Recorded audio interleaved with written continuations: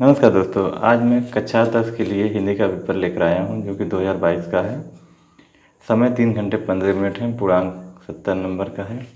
Note: प्रारंभ के 15 minute परीक्षार्थी को प्रश्न पढ़ने के लिए निर्धारित है। प्रश्न 1 का: निम्नलिखित कथनों में से कोई एक कथन सही है, उसे पहचान कर लिखिए। तो पहला है, झूठा सच के लेखक रामविलास शर्मा है। दूसरा, आवारा मसीहा एक उपन्यास है। महादेवी वर्मा एक उपन्यास लेखिका हैं। हंस पत्रिका के संपादक मुंशी प्रेमचंद है। चारों में से एक सही है, आपको लिखना है। तो चारों में से सही हो जाएगा चौथा, हंस पत्रिका के संपादक मुंशी प्रेमचंद हैं। आगे देखते हैं। ख, कलम का सिपाही के रचनाकार हैं। तो कलम के सिपाही के रचनाकार अमृत राय। ग है, निम्नलिखित में से किसी एक कृति के लेखक का नाम बताइए। किसी एक के लेखक का नाम बताना है। तो आषाढ़ के दिन के लेखक मोहन राकेश हैं। क्या भूलूं क्या याद करूं, हरिवंश राय बच्चन हैं। रस मीमांसा आचार्य रामचंद्र शुक्ल। संस्कृति के 4 दिन रामधारी सिंह दिनकर। इनमें से सिर्फ एक को बताना है, एक का लेखक का नाम। तो मैंने चारों का बता दिया है, आपको एक लिखना है। घ है, सूरज का 7वां घोड़ा के लेखक का नाम लिखिए। तो सूरज के 7वां घोड़ा धर्मवीर भारती हैं। अंग है, उसने कहा था किस विधा की रचना है। तो यह कहानी है, उसने कहा था कहानी है। प्रश्न 2 है, 2 का क, विधिबद्ध काव्यधारा के किन्हीं 2 कवियों के नाम लिखिए। फिर 2 का ख है, छायावाद की किन्हीं 2 प्रमुख विशेषताओं का उल्लेख कीजिए। फिर ग है, प्रिय प्रवास के रचनाकार का नाम लिखिए। फिर तीसरा है, निम्नांकित गद्यांशों में से किसी एक गद्यांश के नीचे दिए गए प्रश्नों के उत्तर दीजिए। तो गद्यांश दिया है और अंडरलाइन भी किया है। इस गद्यांश को पढ़ के प्रश्न दिए हैं यहाँ पे, इसके उत्तर देना है। एक पहला है तीसरे का, उपर्युक्त गद्यांश का संदर्भ लिखिए। फिर दूसरा है, रेखांकित अंश की व्याख्या कीजिए। तीसरा है, उपर्युक्त गद्यांश में सत्संगति की क्या विशेषता बताई गई है। फिर उसी का तीसरे का अथवा करके दिया है, दोनों में से एक करना है। बुद्ध के जन्म की घटनाएं वही है।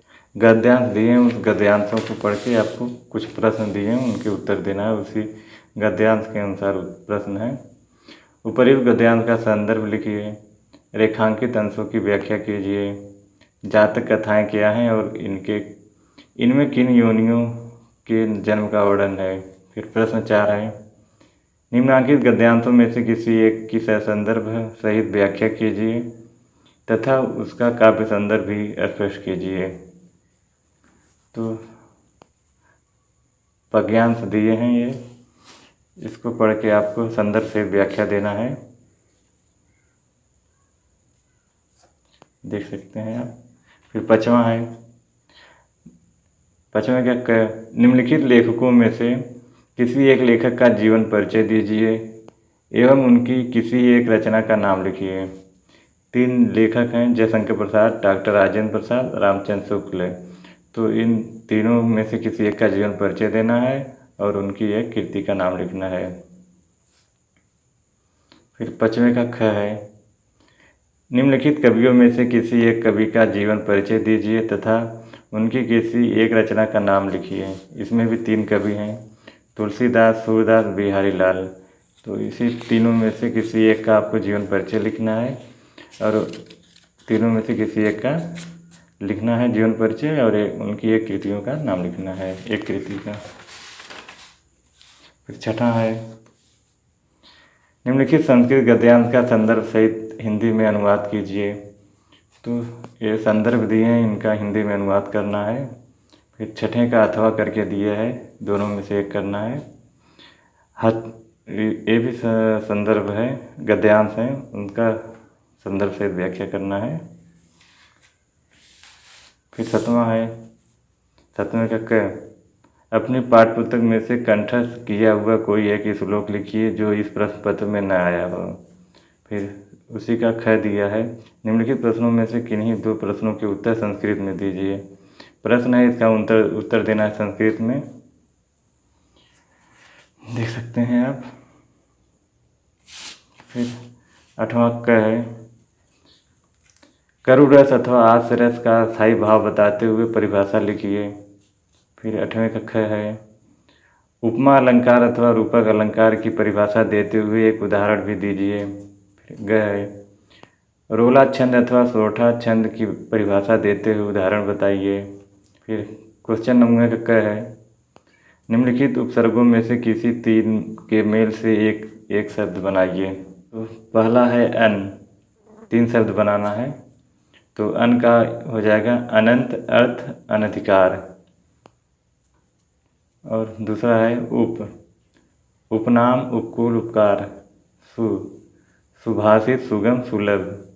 अभि, अभिमान, अभिनेता, अभिनव। अधि, अधिकार, अधिकरण, अधिपति।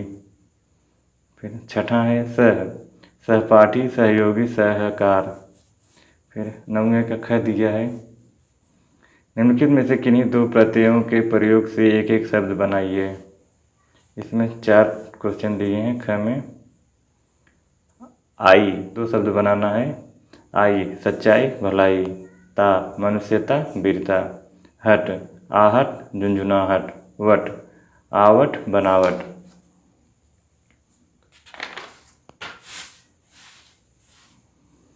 ग है, निम्नलिखित में से किन्हीं 2 का समास विग्रह कीजिए तथा समास का नाम भी लिखिए। 4 क्वेश्चन दिए हैं, इनमें से आपको 2 ही करना है। उत्थान पतन, इसमें समास हो जाएगा द्वंद्व। और विग्रह, किसी चीज में गिरावट। चौराहा, द्विगु समास, 4 राहों का समाहार। जीवन मरण, द्वंद्व, जीवन या मरण। चौथा त्रिभुज, द्विगु समास, 3 भुजाओं का समाहार। घ है, निम्नलिखित में से किन्हीं 2 शब्दों के 2 पर्यायवाची लिखिए। 4 प्रश्न है इनमें। घ में बादल का पर्यायवाची हो जाएगा 2, मेघ, जलद। दूसरा पुत्री, आत्मजा, तनुजा। फिर तीसरा गणेश, विनायक, गजानन। चौथा कमल, पंकज, नीरज। निम्नलिखित में से किन्हीं 2 शब्दों के तत्सम रूप लिखिए। तो 4 क्वेश्चन है, 4 में से 2 का आपको लिखना है और 2 नहीं लिखना है। धुआं का धूम्र, तालाब का तड़ाग, जेठ का ज्येष्ठ, आग, अग्नि। 10 का क है, निम्नलिखित में से किन्हीं 2 में संधि विच्छेद कीजिए और संधि का नाम लिखिए। तो इसमें 4 क्वेश्चन है, 4 में से 2 लिखना है। प्रत्येक, प्रतिधन 1, यड़ संधि। स्वागतम, सुधन, आगतम, यड़ संधि है। तथैव, तथा धन एव, वृद्धि संधि है इसमें। चौथा है पित्राज्ञा, पितृधन, आज्ञा, यड़ संधि है इसमें। ख, निम्नलिखित शब्दों में से किसी एक शब्द का पंचमी विभक्ति एवं बहुवचन का रूप लिखिए। 2 क्वेश्चन है इसमें, दोनों में से एक को करना है। मधु अथवा नदी, मधु का पंचमी विभक्ति हो जाएगा मधुभ्य, और नदी का नदीभ्य। और फल है फल अथवा मति, फल का हो जाएगा पंचमी विभक्ति फलेभ्य है, और मति का मतिभ्य है। फिर अगला ग है, निम्नलिखित शब्दों में से किसी एक के धातु लकार पुरुष तथा वचन का उल्लेख कीजिए।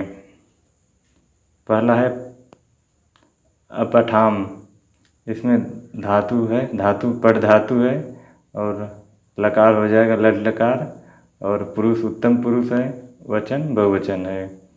दूसरा है हसत, हस धातु, लकार हो जाएगा लट लकार, पुरुष मध्यम पुरुष, और वचन बहुवचन है। तीसरा है पठतः, धातु पट धातु हो जाएगा, लकार लोट लकार है, पुरुष प्रथम पुरुष है, वचन द्विवचन। चौथा है हसेत, इसमें हो जाएगा हंस धातु और लकार लट लकार है, पुरुष प्रथम पुरुष, वचन एक वचन। फिर अगला है घ, निम्नलिखित में से किन्हीं 2 वाक्यों का संस्कृत में अनुवाद कीजिए। तो 5 क्वेश्चन है, इनमें से किसी एक दो का संस्कृत में अनुवाद करना है। फिर 11वां है, निम्नलिखित में से किसी एक विषय पर निबंध लिखिए। इसमें 4 क्वेश्चन दिए हैं, 4 में से किसी एक पर आपको निबंध लिखना है। फिर 12वां है, अपने पठित खंड काव्य के आधार पर निम्नलिखित प्रश्नों में से किसी एक का उत्तर दीजिए। तो क का पहला है और उसी प्रकार दिया है प्रश्न, आप इसका एक उत्तर देना है आपको। फिर ख है, फिर घ है, घ है, अंग है।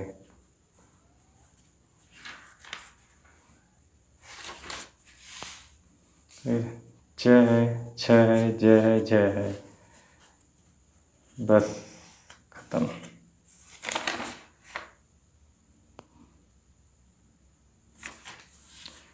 तो दोस्तों बस यही था यूपी बोर्ड कक्षा 10 का हिंदी का पेपर, जो कि 2022 का था। पूरा 70 नंबर। अगर आपका एग्ज़ाम हो गया है तो क्वेश्चन पेपर मिला सकते हैं। तो फिर मिलेंगे अगले वीडियो में, तब तक के लिए नमस्कार।